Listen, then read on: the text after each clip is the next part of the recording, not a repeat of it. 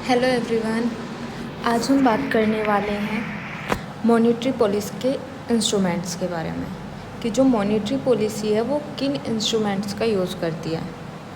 भाई first of all हम बात करते हैं कि मॉनेटरी पॉलिसी होती क्या है।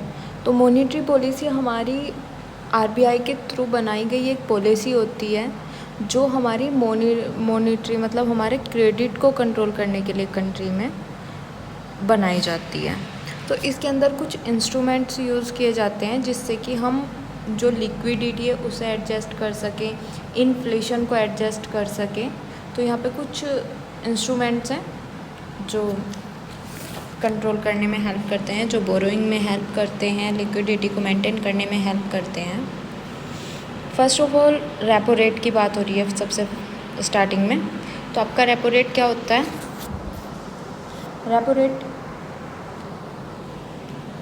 रेपो रेट होता है आरबीआई ना बैंक को बोरोइंग करता है, मतलब बैंक बोरोइंग करता है from RBI with collateral. Collateral means कुछ रख के, कुछ सिक्योरिटी रख के बैंक बोरो करता है आरबीआई से। तो उस पर जो इंटरेस्ट रेट चार्ज होता है उसे हम रेपो रेट कहते हैं। और at present 6.50% repo rate use हो रहा है। तो इसके बारे में अगर हम पढ़ते हैं तो देखो क्या लिखा है। रेपो रेट क्या होता है? Interest rate at which reserve bank provide liquidity. Liquidity means वही है कि मतलब money, current form, current money under liquidity adjustment facility. हाँ, ये बात है कि जो लिक्विडिटी एडजस्टमेंट फैसिलिटी है ना उसके अंडर देता है रेपो रेट पे आरबीआई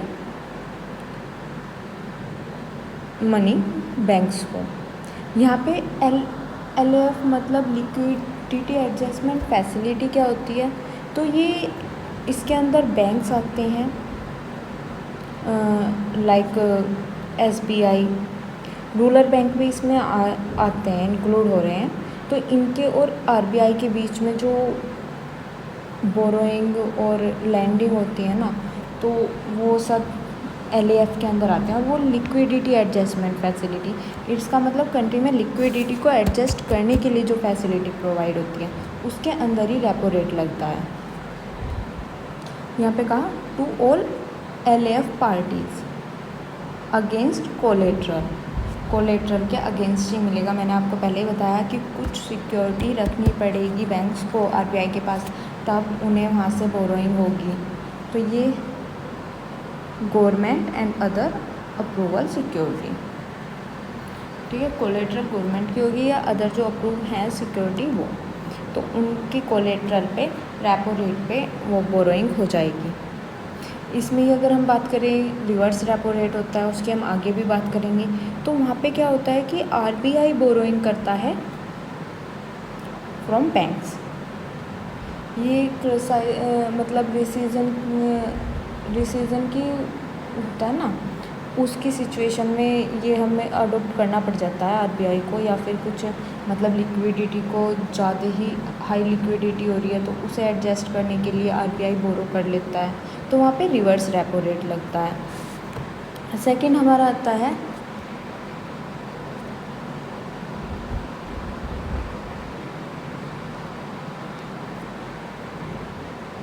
स्टैंडिंग डिपॉजिटरी फैसिलिटी।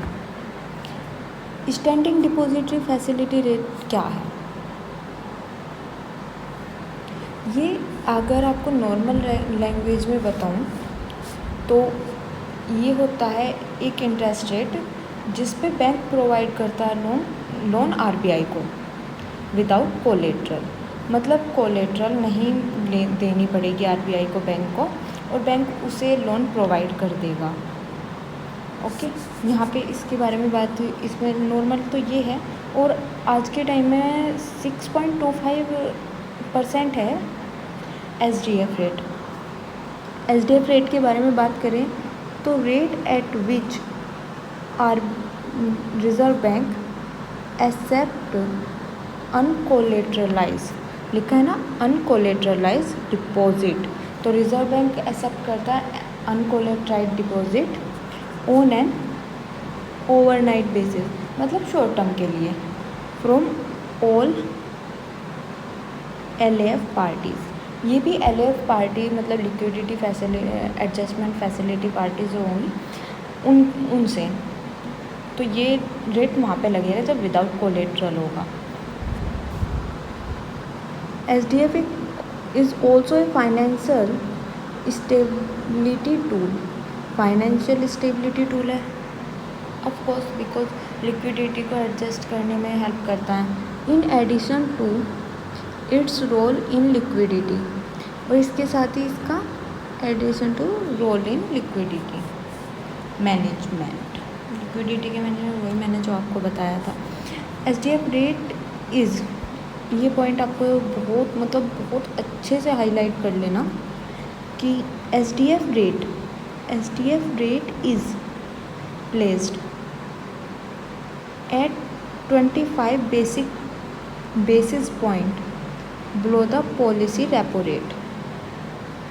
क्या कहा, ये पूरा स्टेटमेंट हाईलाइट होना चाहिए और बिल्कुल माइंड में अच्छे से इसे बिठा लेना कि SDF का जो रेट होता है ना वो 25 बेसिस पॉइंट बिलो होता है रेपो रेट से। और जो मैंने आपको बताया था 6.50 रेपो रेट है, तो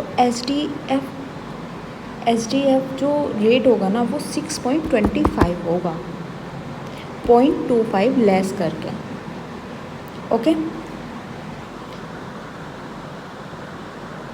इस आगे क्या लिखा है, with introduction of SDF in April 2022 the SDF rate replace the fixed reserve repo rate as the floor of LAF corridor. हाँ, इसने क्या कहा, SDF रेट क्या होगा, LAF कॉरिडोर होता है, मतलब लिक्विडिटी एडजस्टमेंट फैसिलिटी होती है, उसका एक अपर लिमिट होती है, एक लोअर लिमिट होती है, उसके बीच में रेपो रेट आता है, तो उसका जो फ्लोर पॉइंट होता है मतलब लोअर लिमिट होती है वो SDF रेट ही होता है। ओके, इसके बाद हम बात करते हैं managerial standing facility MSF rate. MSF rate क्या होता है, नॉर्मली बताती हूँ, वो इंटरेस्ट रेट होता है जिस पे RBI प्रोवाइड करती है overnight emergency loan to bank को, और किस लिए, वो बैंक को by dipping in SLR security, मतलब SLR सिक्योरिटी में डीपिंग के द्वारा। तो यहाँ पे इससे पढ़ लेते हैं इसके बारे में क्या लिखा है। जो पैनल रेट है at which bank can borrow, bank borrow करते हैं, बैंक बोरो क्या करते हैं, overnight basis from the reserve bank by dipping into their security statutory liquidity ratio. ठीक है, स्टेटरी लिक्विडिटी रेशो क्या होता है वो भी हम आगे पढ़ने वाले हैं। इन सिंपल वर्ड बताऊं तो स्टेटरी लिक्विडिटी रेशो होती है कि कुछ परसेंटेज होती है बैंक के पास, जो टोटल डिपॉजिट होता है उसकी कुछ परसेंटेज होती है जो मैंडेटरी होती है कि बैंक को अपने पास रखनी है। तो by dipping into their statutory liquidity ratio, मतलब वो लिक्विड फॉर्म में होना चाहिए, तो वो स्टेटरी लिक्विडिटी रेशो में करके portfolio up to a predefined limit, मतलब प्री डिफाइंड लिमिट क्या है, मतलब RBI ने 2% लिमिट डिफाइन कर रखी है, डीपिंग करेंगे 2% तक, लेकिन this provide safety valve against unanticipated liquidity shock to banking system. Okay, मतलब ये उसके लिए है कि मतलब एमरजेंसी के लिए, मैंने आपको पहले ही बताया एमरजेंसी के लिए इसको ले लेते हैं, बैंक से ले सकते हैं RBI से। अब यहाँ पे ये पॉइंट बहुत इम्पोर्टेंट है जो मैं आगे पढ़ाने वाली हूँ। जो आपका MSF रेट है placed at 25 basis point about the policy repo rate. आपका जो SDF रेट था वो 25 बेसिस पॉइंट लो, मतलब लेस था रेपो रेट से। आपका जो मार्जिन सेफ्टी फैसिलिटी रेट है वो 25 बेसिक पॉइंट अबव है पॉलिसी रेपो रेट से। तो रेपो रेट आपका 6.50 है और उससे 25 पॉइंट और 0.25 और एक्स्ट्रा, मतलब 6.75% आपका MSF रेट है। MSF रेट है, ओके। और इसे ना अपर, वो मैंने बताया था ना कि आपका जो वो है उसका कॉरिडोर है LAF का, उसकी जो अपर लिमिट होती है ना वो आपका मार्जिन सेफ्टी फैसिलिटी का ही रेट होता है, ओके। अब आपका LAF के बारे में ही हम बात करने वाले हैं।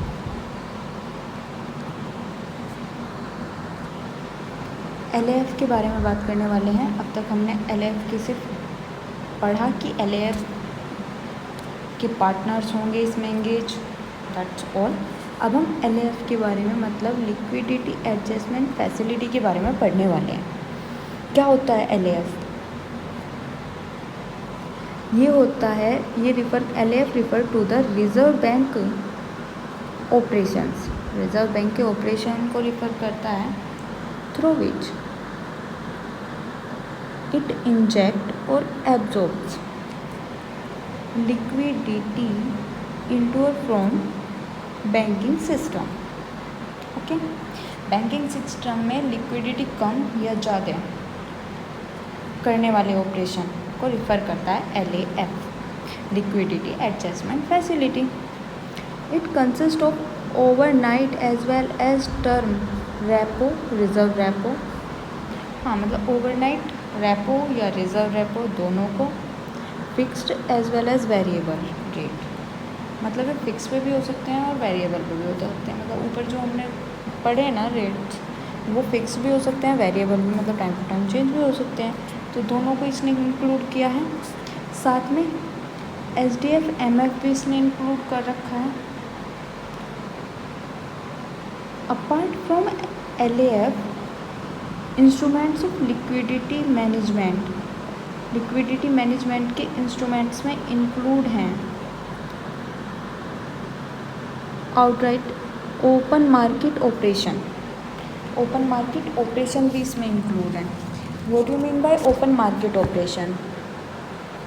RBI परचेज या सेल करता है गवर्नमेंट की सिक्योरिटी को मार्केट में।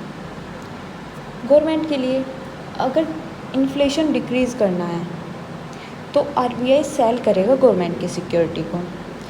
इन्फ्लेशन इंक्रीज़ करना है, मतलब बहुत ज़्यादा लो पॉइंट पे जा रहा है इन्फ्लेशन, तो उसे इंक्रीज़ करना है तो RBI बाई करेगा गवर्नमेंट सिक्योरिटी को। तो ये ओपन मार्केट ऑपरेशन के अंदर होता है। फिर forex swap, market stabilization scheme, ये भी अदर इंस्ट्रूमेंट हैं लिक्विडिटी मैनेजमेंट के। देन हमारा LAF कॉरिडोर, जिसकी हमने ऊपर भी बात करी थी कि हमारा क्या था, SDF रेट जो था उसका फ्लोर पॉइंट था LAF कॉरिडोर का, और मार्जिन स्टैंडिंग फैसिलिटी अपर पॉइंट, अपर लिमिट थी, मतलब अपर पॉइंट था। तो इसके बारे में पढ़ने वाले हैं। क्या है आपका LAF कॉरिडोर? तो the LAF corridor has the marginal standing facility rate at its upper boundary, MSF upper boundary, इसे हम सीलिंग भी बोलते हैं, and the standing deposit facility SDF rate as the lower boundary, जिसे हम फ्लोर भी बोलते हैं, with the policy repo rate, with the policy repo rate, हाँ, in the middle of corridor. Middle तो इसलिए क्योंकि देखो आपका जो मार्जिन स्टैंडिंग फैसिलिटी है वो 0.25 कम होगा रेपो रेट से, और आपका SDF जो है 0.25 ज़्यादा होगा रेपो रेट से, तो ये इसकी मिडल में ही आने वाला है। तो ये आपका LAF कॉरिडोर हो गया, ये बैंड होता है इतने से इतने, ओके। और इसके बाद हम बात करें तो main liquidity management tool, liquidity को मैनेजमेंट करने की से अलग की बात चल रही है ना। मेन लिक्विडिटी मैनेजमेंट टूल क्या है? ए 40-day टर्म रेपो या reserve repo operation at a variable rate, मतलब वेरिएबल रेट पे 14 डे का रेपो या रिजर्व रेपो ऑप्शन होगा। Conduct to concept with the cash reserve ratio, cash reserve ratio के साथ कंसेप्ट करके maintain cycle in the main liquidity management tool for managing frictional liquidity requirement. Okay, इसके बाद fine tuning operation है। The main liquidity operation in supported by fine tuning operation overnight and longer tenor to tide over any unanticipated liquidity change during the reserve maintenance period।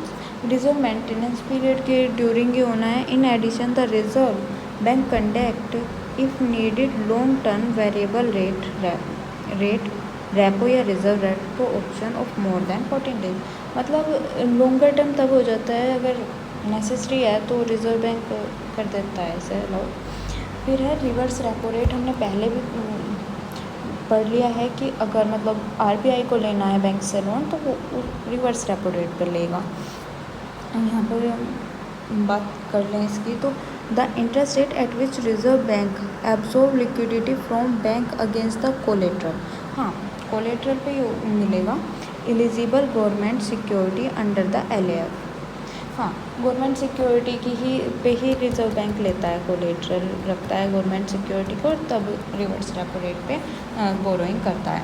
Following the introduction of SDF the fixed rate reserve repo operation will be at the discretion of the RBI for purposes specified from time to time.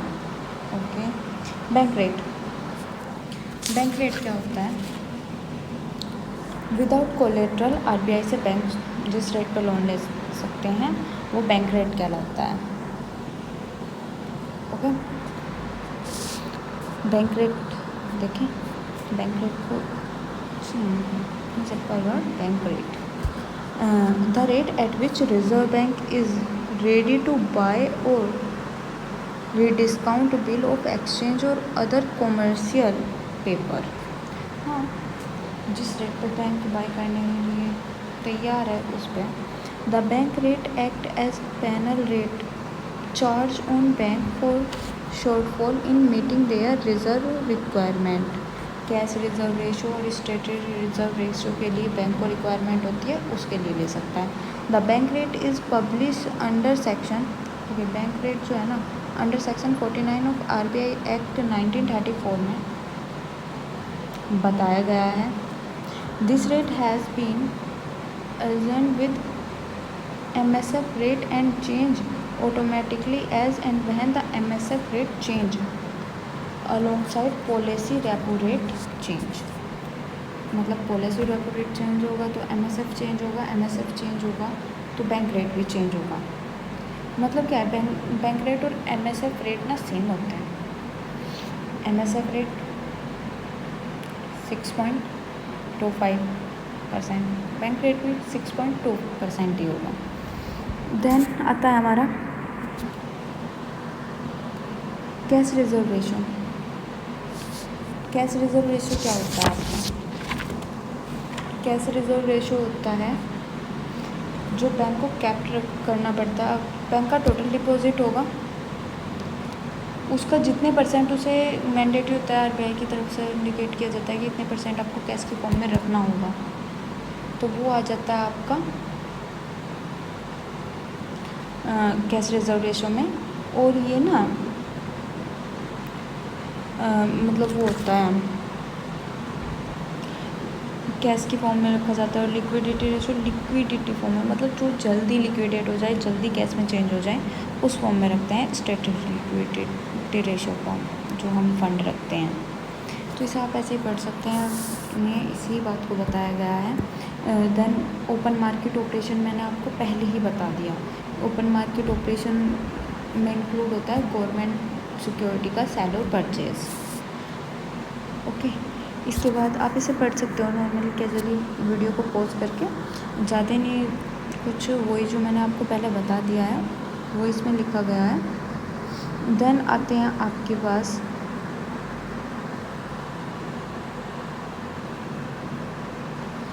जो RBI report publish करती है उसके बारे में बात करने वाले हैं हम। तो once in every 6 month the reserve bank publish the monetary policy report containing the following element. RBI monetary policy बनाती है, उसकी वो हर 6 month में रिपोर्ट भी पब्लिश करती है। उसमें वो कुछ एलिमेंट कंडक्ट कराती है। क्या क्या एलिमेंट है? फर्स्ट तो है एलिमेंट कंटेन करती है, वो क्या है? Explain of inflation dynamics in last 6 month। 6th month के इन्फ्लेशन डायनामिक को भी एक्सप्लेन करती है कि उसमें कितना चेंज हो रहा है। नियर टर्म इन्फ्लेशन और ये भी बताती है कि एट द नियर क्या इन्फ्लेशन रेट हो सकता है। Projection of inflation and growth and balance of risk, हाँ ये भी बताएगी। थर्ड बताएगी an assessment of state of economy covering the real economy, financial market and stability, physical situation and the external sectors which may entail a bearing on monetary policy decision। मतलब वो सारे factor जो monetary policy के decision से affected हो रहे हैं या उस पर इफ़ेक्ट डाल रहे हैं, उन सबको कंसिडर करती हैं और एक अपडेट रिव्यू देती है of the operating procedure of the monetary policy. Monetary policy के प्रोसीजर का ओवरव्यू भी देती है अपडेटेड हर 6 month में। An assessment of projection performance, और एक प्रोजेक्शन परफॉर्मेंस का असेसमेंट भी देती है। तो हमने क्या क्या बात करी? आरबीआई की जो जो रिपोर्ट्स में वो कंक्लूड करती है एलिमेंट्स को, हमने उनके बारे में बात करी। हमने instrument, open market instrument, स्टेटरी liquidity ratio, liquid form में रहता है, मतलब ये करंट बैंक के पास में होता है लेकिन वो मिनिमम टाइम में उसे कैश में कन्वर्ट कर सकता है, वो वाला फंड होता है ये बैंक का, रिज़र्व होता है। और देन कैश रिजर्व रेशो, ये वो रिज़र्व होता है जो कैश फॉर्म में ऑलरेडी बैंक के पास है। देन बैंक रेट के बारे में भी हमने बात कर ली कि वो विदाउट कोलेट्रल होता है, रिजर्व बैंक से बैंक को मिलता है। एंड इसके और भी की पॉइंट्स के बारे में हमने यहाँ पे डिस्कस कर लिया अच्छे से। रिवर्स रेपो रेट की बात करी, आरबीआई को जब बैंक से लोन लेना होता है तो इस रेट पे मिलता है। फाइन ट्यूनिंग ऑपरेशन की बात की हमने। Then main liquidity management tool की बात करी जिसमें 14-day repo reserve repo rate, वो भी वॉलेंट्री रेट होता है कि फिक्स नहीं होता, चेंज हो सकता है वो। और फिर हमने एलएफ कॉरिडोर की बात की जिसका फ्लोर पॉइंट जो था वो तो क्या था आपका एसडीएफ और रेट, और उसका सीलिंग पॉइंट था एमएसएफ रेट। ओके, इन्हीं उससे बात याद करना, सीलिंग रेट और वो सीलिंग पॉइंट और फ्लोर पॉइंट, बिकॉज आगे भी आपको हेल्प होगी कॉमर्स में। अगर आप कॉमर्स है आपके पास तो कॉमर्स में ये पॉइंट आगे भी आपको कहीं ना कहीं टॉपिकों में मिल ही जाने हैं कि अपर लिमिट को सीलिंग पॉइंट बोलते हैं, लोअर बाउंड्री को फ्लोर बोलते हैं। ओके, तो इसके बाद हमने लिक्विडिटी एडजस्टमेंट फैसिलिटी को पढ़ा। ओके, उसके बाद हमने मार्जिनल स्टैंडिंग फैसिलिटी को पढ़ा। उसके बाद हमने स्टैंडिंग डिपॉजिटरी फैसिलिटी को पढ़ा और फिर सबसे फर्स्ट हमने रेपो रेट को पढ़ा जो कि आरबीआई से बैंक को मिलता है। एक कोलेट्रल रखनी पड़ती है बैंक को आरबीआई के पास, देन उसे वो लोन मिलता है इस रेट पे। तो अगर आपको ये वीडियो अच्छी लगी हो तो please like share and subscribe my channel. Thank you so much.